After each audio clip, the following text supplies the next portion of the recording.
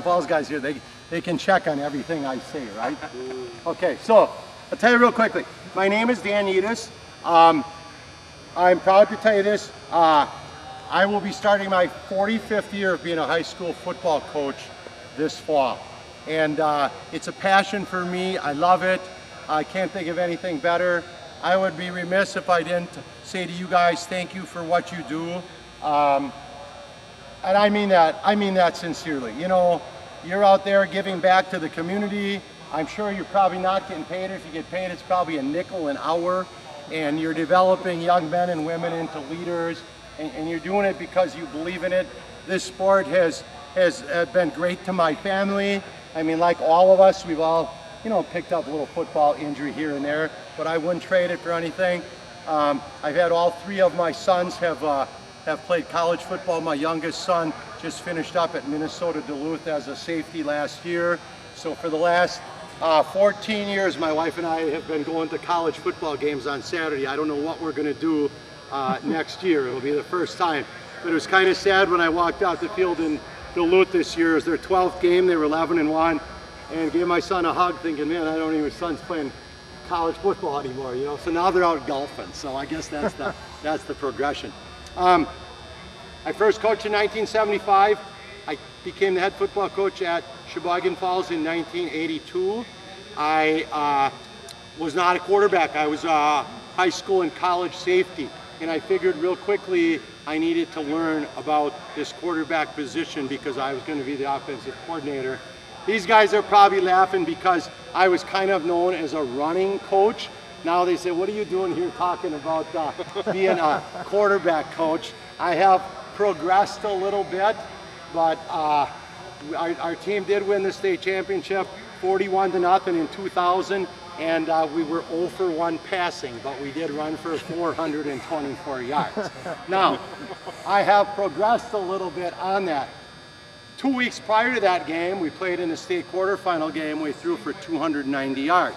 They packed the box, so we knew we could throw the ball. Your team could throw the ball. I mean, we had a good quarterback. We could throw the ball when we had to throw the ball. So it just gives you a little bit of this. What I did is, like you're doing. You can do this when you're a teacher. I would go to the Badger Whitewater camp every summer. Usually back then it was a 3-night camp, 10 practices, and a lot of beer at night amongst the coaches. That's kind of what our starting coaches do, you know? And then I always try to work one other camp. I've been lucky enough to go from Nebraska to Notre Dame to Indiana to Purdue, Northwestern, and all I would do is I would call and say, hey, I'd like to work your camp, and if I could work with your quarterbacks coach, I would really like to do that. And then I'm like you, right? This year I went down to 2 Badger practices this spring. They got that young quarterback who can sling it pretty good, you know, that Mertz kid, and I wanted to see him. And I don't know if he's going to be a starter or not, but he can sling the ball pretty good. But I just wanted to get better. And I probably don't have any initial ideas. You know, I like you guys. You're here for the right reason. You want to get better. So I want to share that with you. This is the most complex position that I know in the world of sports. I've been a wrestling coach, an assistant wrestling coach, assistant basketball coach, head baseball coach twice and 2 different times, track and field coach. Quarterback is an amazing position. I'm not taking away from a linebacker or a lineman. I'm just telling you, you need to be patient. What's going on from a cerebral standpoint to a visual reaction, right?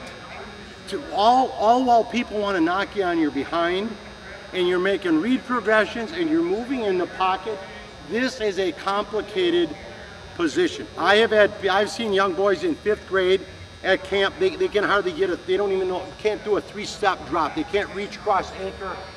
They're all conference by the time they're seniors. I mean, it's a unique position that you just can never give up on a kid, and you're not going to take a kid for a couple hours and make him into a polished quarterback.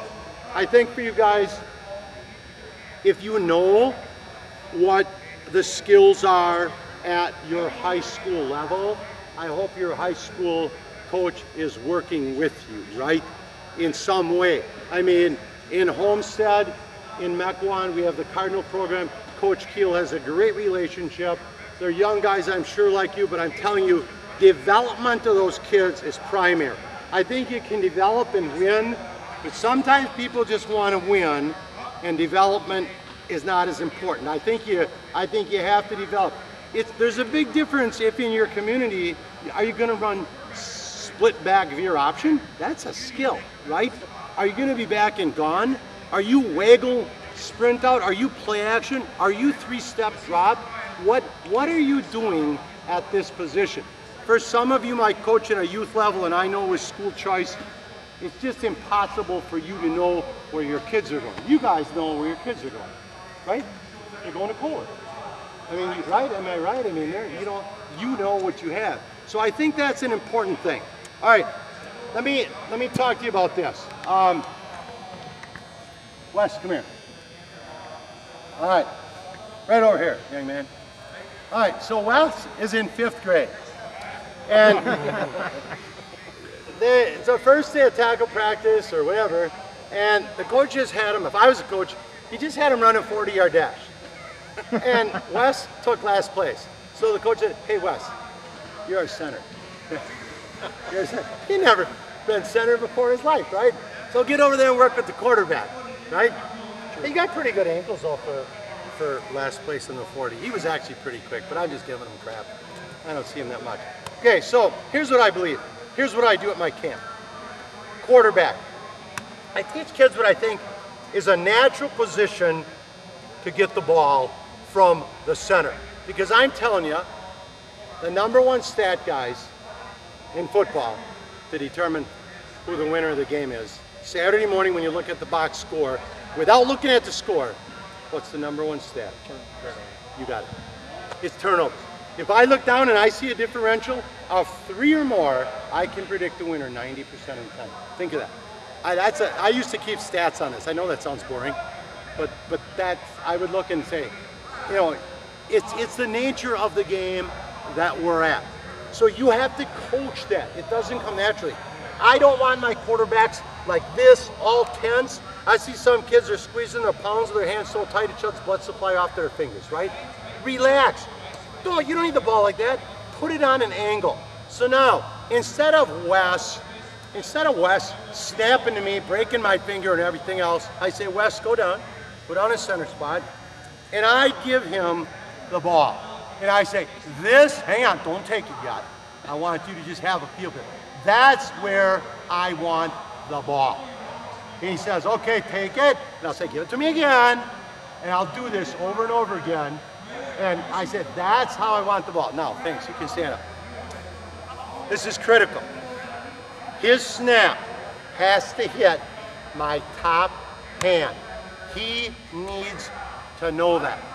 If it hits my bottom hand first, eventually it's coming up. You have nothing to grab onto. It has to hit the top hand. It clears the bottom hand, and then when it hits my top hand, boom, pressure comes up, not pressure down, right? And we go over that over and over again. I know things have changed in terms of the gun and things like that, but I always made my centers start the snap with 2 hands. It's always finished with 1, right? It finishes with 1, but I thought the 1-hand snap was slow. I know some people argue they want balance over here, but what happens the first rain day, right? Boom, oh coach, it slipped out. I know I slipped out because, you know, now normally it's up to me. I'm gonna coach that. You're just not gonna play center if you snap with 1 hand. Now gun, I get it, that's a different animal. So, that's a critical thing. Top hand, any questions on that? Number 2, handoffs, critical. You have to coach this. I'll take kids in our youth camp or when I'm running my camp. Wes was a guard, let's see, give me a pocket. Yeah, good. Yeah, oh, sorry. All right, so now, I thought, okay, that's not bad. I teach kids some things. One is, the ball has to be parallel with the ground when it's put in the pocket, okay? It cannot be on an angle. Angles are bad. Next, worst handoff I can give is this loose handoff that encourages him to look down and grab the ball with his hands because he can't feel it. That's the worst handoff you can have. I teach kids, give me a good pocket. It's going to touch your belly first. But I'm going to be good. Get your hand up a little high. All right. Good knee angle. Boom. Stick. I call it a stick. Stick. Slide stick. Now he comes over it, and I slide. Okay? That's a stick. Now, some kids will be smart asses, right? You can't slam it, right? Little Johnny's over there with the wind knocked out of him. No, that's bull crap. We don't need that. But you better stick it. Okay, now, one of the greatest tips I have for you, I talk to my players about this. 20 years ago, I go to Northern Illinois spring football just because I want to watch them. Here's what I see. Running backs have Velcro right here, a small little piece of Velcro right above their belly button, right in the middle of the pocket. You okay? No. All right. They come out of the huddle. One of the student managers slaps a number on there, right? Why? Quarterback, what does he have to do? He's got to call out the number immediately. So Wes, we're running right here, the 4. Stop, you're too fast. All right, you're too fast. So I get my quarterback, find that number now. Don't wait till the last step. And I would, I'll put now, I can't do that. I'll put a magic marker and I'll put a mark right there. And I tell my quarterbacks, you need to find that right away, as soon as you come away from center. Now I get it. If you're running some type of option football, now your eyes got to be up on your option key. I mean, I get there's another animal, that you got to think about here. But I'm telling you, in 2004, my team had, at Sheboygan Falls, we had 653 snaps. It's the only time we've done this in my 45 years of coaching, 44. We have never put the ball on the ground one time from center to running back exchange. We worked on it every second. We coached it. It doesn't happen by chance. Next, Wes is a running back. We're in practice. We go for a handoff. Ball's on the ground. I have a rule. Here's my rule. Coach is frustrated, right? You cannot come back to the huddle until you talk, throw your egos out the window. What happened? Wes says, Coach Juedes, I thought you hit my elbow. I thought you got it on my hip. I thought it was real low, Coach. I thought, geez, Wes, I thought you kind of reached out with your hands. I thought your elbow was low. The worst thing you can do is have a mistake made and not learn from it. That's my old coaching. Let's not come back frustrated. We have to try to learn. What did you feel? There's no wrongs.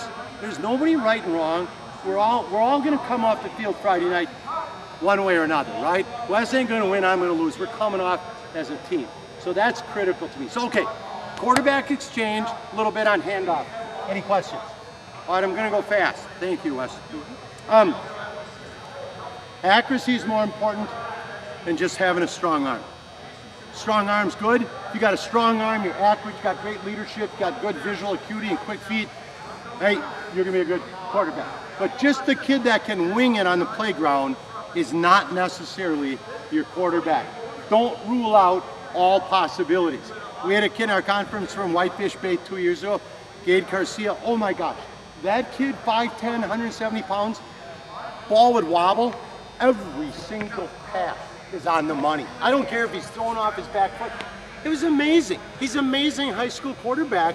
His accuracy was absolutely amazing. That's where it's at. Now he's not going to be in the Hudson Center with the Packers someday, but that's okay. I'm not either, right? I mean, I'm just saying accuracy is important. Okay, here's a good one. 60% of the passing game comes after the catch. That makes sense? Your high school team throws for 300 yards. Okay, 6 times 3 is 18. How's my math, right?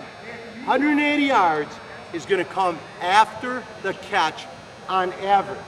So throw the ball where it can be caught and the catcher can run with the ball, right?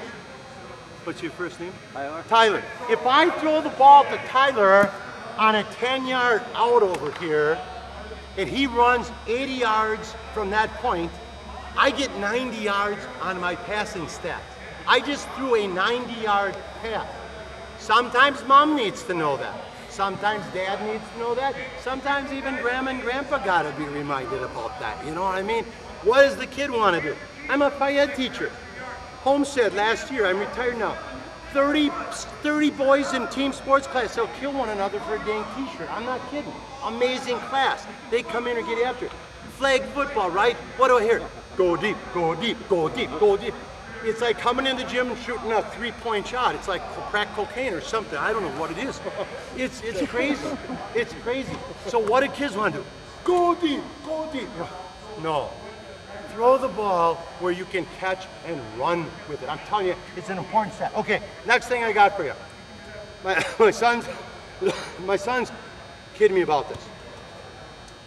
My two oldest sons played quarterback for me at Sheboygan Falls. Both of them played their sophomore, junior, and senior year, and then the second one replaced the first one. So I had 6 years. Sometimes not the easiest thing. My third son played safety at Homestead. It was a lot easier on me as a coach than having my sons play quarterback. I'm telling you, it's the nature of the game. It was easier. But they have this thing. They come over to the house once in a while. I'll be out at golf course last Thursday. So, hey Dad. I go, hey what? They say, throw now. I have drilled in them since they were young when to throw the football.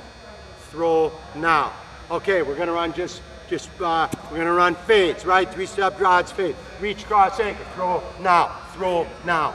When do most kids throw? Too late. They want to wait until the person is completely open instead of breaking open, right? They have to learn when to throw. Best play in my mind in high school football, play action pass, post flag, Tempest touchdown, 1987 Camp Brandon. You with me? 19 bootleg pass. You got it? Okay. Comes out of the break, 1 step out of the break, 2 steps out of the break, ball's out of your hand. Throw that ball 18 yards downfield, watch him catch it and run in for a touchdown. Most kids want to wait, get open more and more and more. Defensive back is reading your lead arm and he's caught up. Okay, I gotta go fast. Okay, I teach youth kids 3 levels of throw. 1, it's everything you got. It's the hardest throw you got. It's the catcher down to second base on a steal attempt, right? Level 2, I got a little loft. Level 3, I got a lot more loft. Kids need to throw. Kid comes back to the huddle. I say, hey, you threw a level 1 throw on that ball, didn't go over the linebacker. I need you to throw a level 2 throw. I have read progressions on here, pre-snap reads, knowing your personnel. I got all my passing skill drill stuff and 6 drill stations. I'm gonna be around here. If you guys have time later and you have any question for me about quarterback play, apologize I didn't get to it all. I tell too many stories. Thank you. Thanks, Ed.